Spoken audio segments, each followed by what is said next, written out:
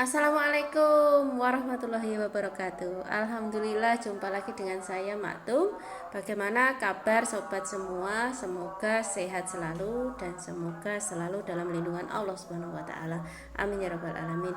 Ya, langsung saja saya mengerjakan PR-nya. Nanti mohon koreksinya. Teman-teman, siapa yang tidak kenal Salman Al-Farisi? Beliau yang terkenal dengan julukan ahli perang, ahli strategi, juga beliau terkenal dengan nama panggilan Abu Abdillah. Ya, perang Kondak sendiri diawali dengan persekutuan antara orang-orang Yahudi, orang-orang kafir Quraisy, dan juga orang-orang Bani Ghatfan yang mereka berencana untuk menyerang Madinah. Namun sebelum penyerangan itu, kaum muslimin telah mendengar kabar yang sampai kepada Rasulullah Shallallahu Alaihi Wasallam, dan Rasulullah memutuskan untuk berunding bersama kaum muslimin di Madinah. Nah, pada waktu itu Salman Al Farisi mengajukan usulnya yang brilian. Dia berkata kepada Rasulullah tentang usulnya, bahwasanya ketika dia di Persia seringkali dia melakukan atau membuat parit ya bersama pasukannya untuk menghalang-halangi musuh. Dan sungguh idenya si Salman Al Farisi diterima oleh Rasulullah Shallallahu Alaihi Wasallam.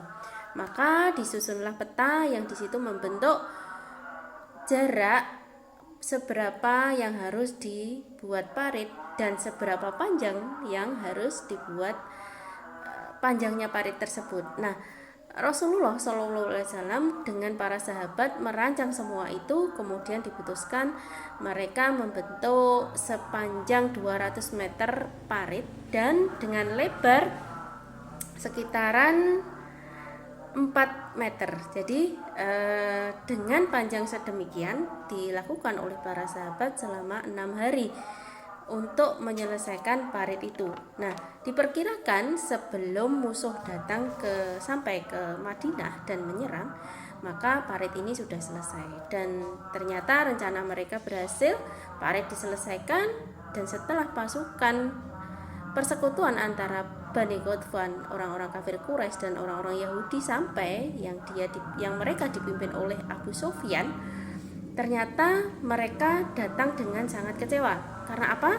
Karena mereka melihat parit yang sedemikian panjangnya dan sedemikian lebarnya, dan mereka berpikir bagaimana ini bisa melewati. Nah, ternyata ada beberapa musuh itu yang mereka berusaha menyeberang parit, dan mereka berhasil menempuh parit tersebut dan menyerang kepada kaum muslimin. Nah, salah satunya adalah yang dia menyerang Ali bin Abi Thalib, yaitu Amr bin Abdi Wud.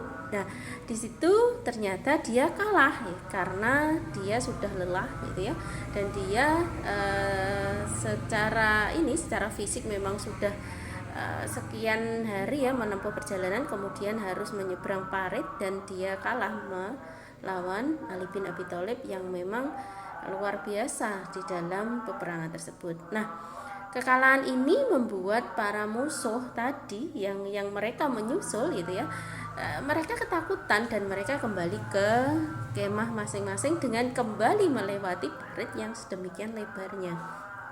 Nah, setelah beberapa hari ya di perkemahan, musuh-musuh ini mereka kehabisan bahan makanan juga minuman, sehingga menyebabkan mereka kelelahan. Bahkan banyak di antara mereka yang memutuskan kembali ke persinggahan masing-masing, dan ada yang bertahan.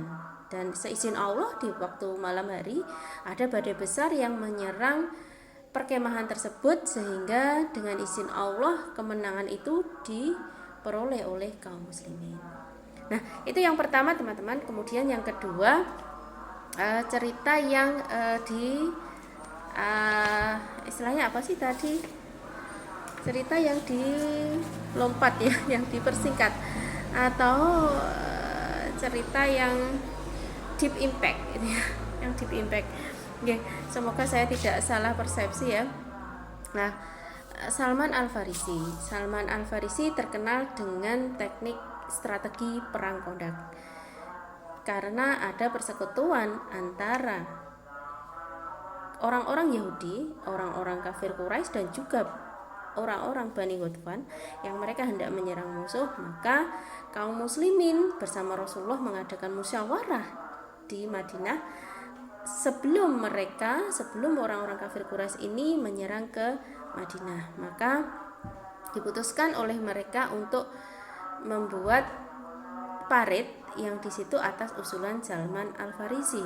Nah, betapa kemenangan itu